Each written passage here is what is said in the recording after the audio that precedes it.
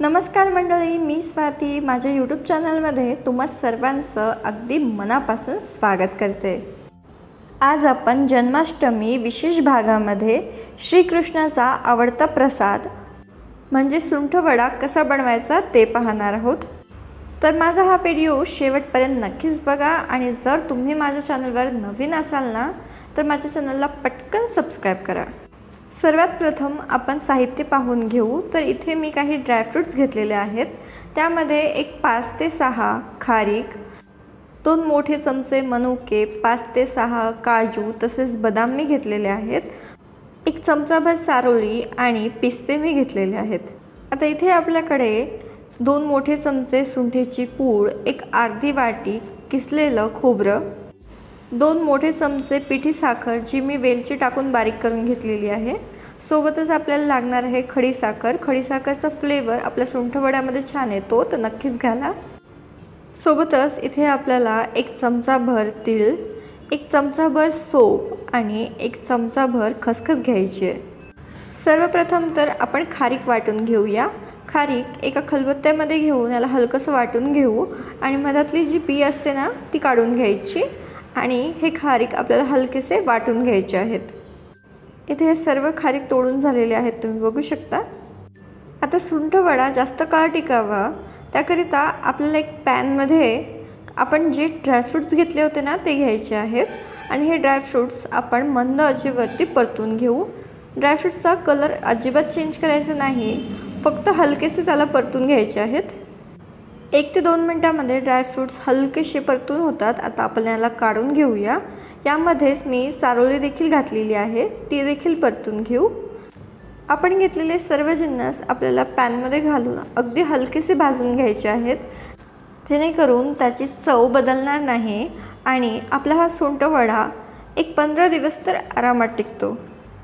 आपण जी खारीक फोडून घेतली होती ना ती देखील मी यामध्ये घातलेली आहे। ही देखील मंद आचेवर भाजून घेऊ। खारीक भाजायला थोडा वेळ जास्त लागतो आणि खारीक आपण जर अशी भाजून घेतली ना त्याची पूड देखील लवकर होते। आता याच पॅनमध्ये खोबरं घालायचं जे मी किसून घेतलेलं होतं, हे देखील आपण हलकसं भाजून घेऊया। आता आपण याला काढून घेऊ। आता पॅनमध्ये घालायचे 2 चमचे तूप। तूप हलकसं मेल्ट करून घेऊया आणि तुपामध्ये मी घालणार आहे 1 चमचाभर डिंक। डिंक ऑप्शनल आहे, पण सुंठवड्यामध्ये डिंक घातल्याने तो चवीला छान लागतो तसेच हेल्दी होतो। तुपामध्ये हे डिंक आपल्याला छान असं तळून घ्यायचं आहे, जेणेकरून ते छान असं क्रिस्पी होतं। आता आपण याला काढून घेऊया आणि याच तुपामध्ये आपण मनुके घालू। मनुके मंद आचेवर छान असे तळून घेऊया। छान टपोरे होतात, तुम्ही बघू शकता। आता हे देखील आपण काढून घेऊया। आता आपण सुंठवडा करायला घेऊ। सर्वप्रथम तर आपल्याला आपण जे खारीक घेतलेले होते ना ते एका मिक्सरच्या भांड्यामध्ये घ्यायचे आहेत आणि मिक्सरला बारीक करून घ्यायचे आहेत। आता यामध्येच आपण इतर जिन्नस देखील घालणार आहोत। सर्वप्रथम तर मी घालत आहे आपण घेतलेले ड्रायफ्रूट्स, जे आपण हलकेसे भाजून बाजूला थंड होत ठेवलेले होते। आता आपण भाजून घेतलेली तीळ, खसखस, सोप घालूया, खडीसाखर घालू आणि मिक्सरला बारीक करून घेऊ। हलकसं रवाळ टेक्स्चर मी याचं ठेवलेलं आहे। याच पद्धतीचं ठेवायचं आहे किंवा तुम्ही बारीक देखील करू शकता, पण हलकसं दाणेदार ठेवलं ना तो सुंठवडा खायला खूप छान लागतो। सुंठवडा बारीक करून झालेला आहे। आता याला बाउलमध्ये काढूया आणि इतर जिन्नस यामध्ये घालू।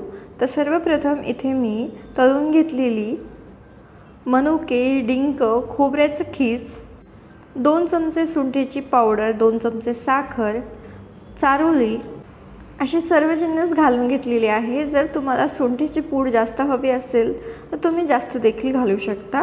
आता सर्व जिन्नस एकत्रित करून घेऊया आणि इथे आपला सुंठवडा बनवून तयार होतो।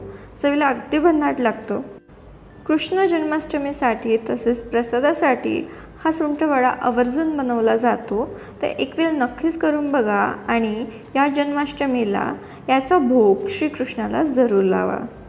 तर आजची ही रेसिपी कशी वाटली कमेंट बॉक्सद्वारे आम्हाला कळवा। आवडली असेल तर एक लाईक करा। तुमच्या फ्रेंड्स आणि फॅमिलीसोबत ही रेसिपी जरूर शेअर करा। जर तुम्ही माझ्या चॅनलवर नवीन असाल तर चॅनलला पटकन सबस्क्राइब करा। लवकरच भेटूया अशाच एका नवीन रेसिपीसोबत। तोपर्यंतसाठी धन्यवाद।